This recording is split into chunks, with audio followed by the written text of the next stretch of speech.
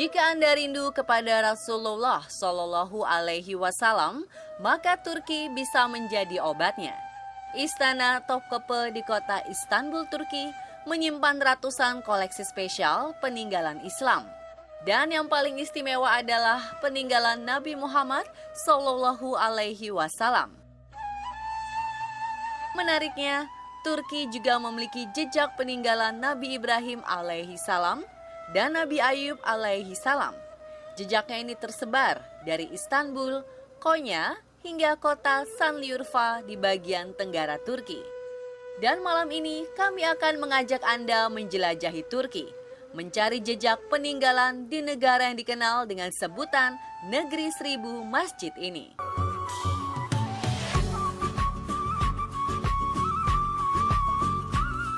Relikwi pertama adalah bagian tubuh baginda Nabi.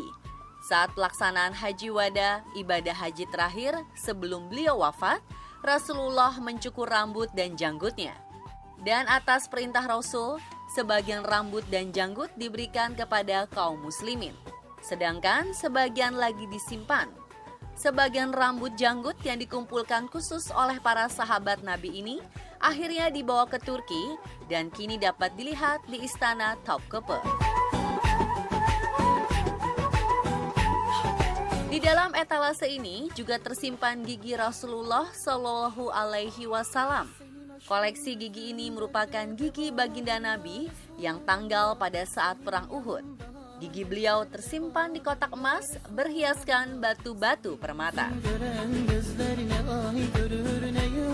Yang tak kalah membuat merinding adalah melihat langsung cetakan telapak kaki Rasulullah Shallallahu Alaihi Wasallam. Dikisahkan cetakan kaki ini terbentuk atas izin Allah Subhanahu Wa Taala, di mana telapak kaki baginda Nabi tercetak pada batu pijakan saat Rasul hendak melakukan perjalanan naik ke langit. Yang terdapat di Museum Topkapi adalah telapak kaki kanan baginda Rasul.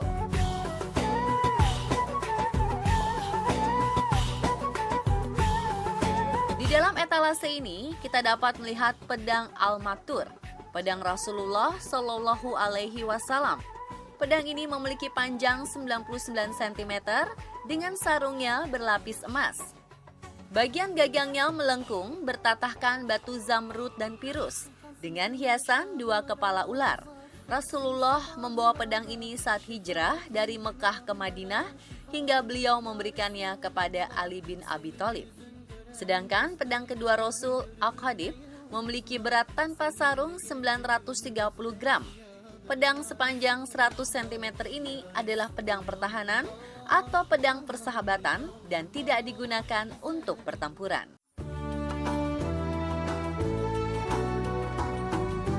Di dalam etalase ini, kita bisa dapat melihat busur panah milik Rasulullah Shallallahu Alaihi Wasallam beserta kotaknya.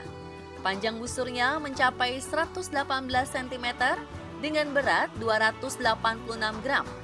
Luar biasa membayangkan beliau memanah dengan busur ini.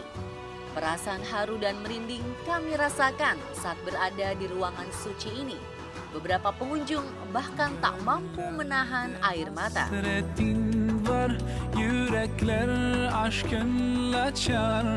Dari Istanbul, tim On The Spot akan mengajak Anda ke kota para nabi, Sanliurfa. Disebut sebagai kota para nabi, Sanliurfa yang dekat dengan Suriah ini memiliki sejarah dengan beberapa nabi.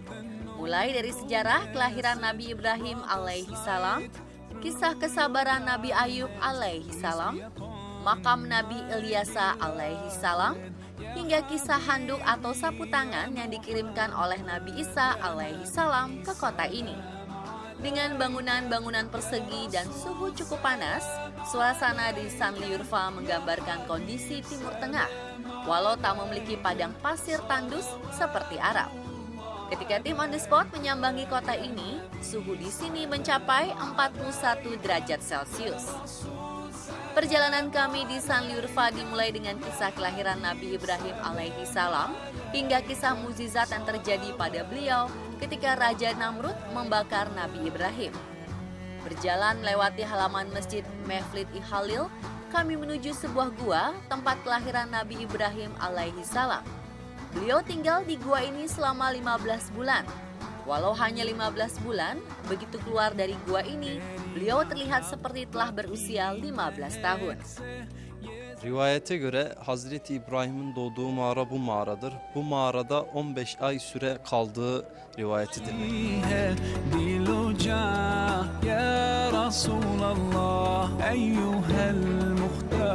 Di dalam gua ini, para peziarah bermunajat mendoakan Nabi. Beberapa pengunjung ada yang sholat di dalam gua. Guanya disekat agar perempuan dan laki-laki tidak bercampur.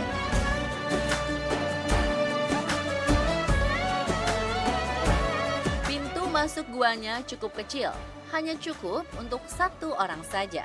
Jadi kita harus bergantian dan sedikit merunduk ketika memasuki gua. Tiba di dalam gua, tergambar kondisi yang tidak terlalu luas. Masing-masing sisi hanya cukup untuk sekitar 10 orang saja. Di dalam gua terdapat mata air. Hampir setiap peziarah menyempatkan untuk meminum air ini. Sebagian lagi bahkan mewadahi dan membawa pulang airnya. Masyarakat meyakini air di dalam gua ini memiliki beragam khasiat. İçeride de yerel halkça kutsal olduğuna, şifalı olduğuna inanılan bir su kaynağı bulunmaktadır. Dari gua tempat kelahiran Nabi Ibrahim alaihi salam, kami berjalan ke atas bukit. Dahulu tempat ini adalah benteng istana kerajaan. Tiket masuk ke tempat bersejarah ini 5 lira atau sekitar Rp24.000. Setibanya di atas bukit, kita akan melihat 2 buah tiang tinggi sekitar 6 meter menjulang dengan begitu gagah. Dikisahkan, dari kedua tiang inilah Raja Namrud melemparkan Nabi Ibrahim alaihi salam ke tempat pembakaran yang telah disiapkan di bawah bukit. Raja Namrud memerintahkan kaumnya untuk mendirikan sebuah bangunan tinggi untuk melempar Nabi agar semua rakyatnya mengetahui tentang peristiwa pembakaran ini. Dari sini kita dapat membayangkan bagaimana kejamnya Raja Namrud menghempaskan tubuh Nabi Ibrahim alaihi salam. Bak menggunakan ketapel raksasa diikatkan kedua tiang besar ini. Sementara kobaran api siap menyambut dan membakar tubuh Nabi. Dan tempat pembakaran Nabi Ibrahim alaihi salam ini dinamakan Balik Regol. Dikisahkan ketika Nabi Ibrahim alaihi salam di udara menuju kobaran api, malaikat Jibril datang dan bertanya kepada Ibrahim, apakah beliau membutuhkan bantuannya? Ibrahim kemudian menjawab, tidak. Aku hanya butuh bantuan dari Tuhanku. Bantuan Allah Subhanahu wa Ta'ala pun datang.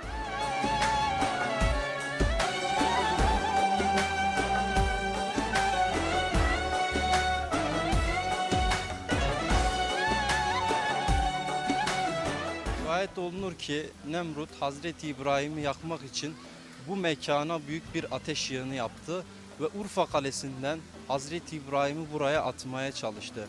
O esnada Allah'ın emriyle odunlar balık oldu, ateş su oldu. Kolam inilah saksi sejarah Raja Namrud membakar Nabi Ibrahim alaihi salam.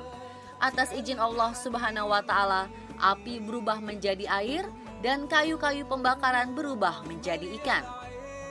Kolam ini kini menjadi destinasi wisata religi yang ramai dikunjungi wisatawan dan turis. Datang ke sini, kita merasakan bagaimana sebuah mukjizat Nabi terjadi.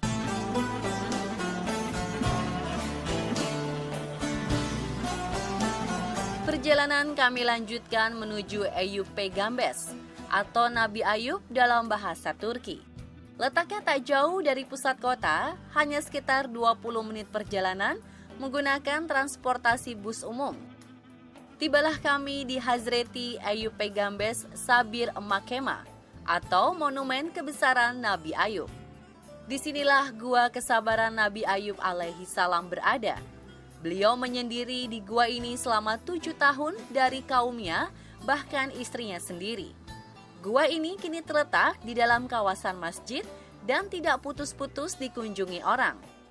Pintu gua kediaman Nabi Ayub ini cukup kecil, hanya cukup untuk dilewati 1 orang saja. Ukuran guanya hanya sekitar 3 x 2 meter. Gua ini boleh dikunjungi dan gratis. Kami melihat para pengunjung memanjatkan doa dan beribadah di sini.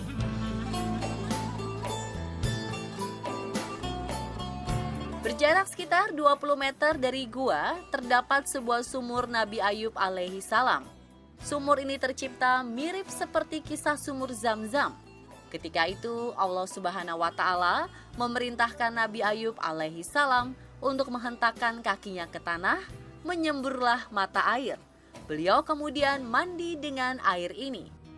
Atas izin Allah Subhanahu wa Ta'ala, air ini meluruhkan seluruh penyakit beliau. Nabi Ayub alaihi salam berlutut dan berdoa mengekspresikan rasa syukur kepada Allah Subhanahu wa Ta'ala. Air yang mengalir dari sumur ini dipercaya dapat menyembuhkan berbagai penyakit kulit. Air mujarab ini kemudian disebut sebagai sifasu atau air penyembuh. Pemerintah Turki menyalurkan air sumur melalui pipa sehingga para pengunjung bebas mengambil air dari sumur Nabi Ayub alaihi salam. Ada yang langsung meminumnya, membasuh wajah dengan air ini, atau mewadahi air untuk dibawa. Sudah menjadi tradisi untuk membawa pulang air mujarab ini sebagai oleh-oleh sepulang dari Urfa. Tradisi ini layaknya orang-orang yang membawa Zam-Zam dari Mekah. Dan pemirsa, itulah jejak peninggalan Nabi di negeri Turki. Semoga tayangan tadi menambah ilmu pengetahuan dan mengobati rindu kita kepada Nabi.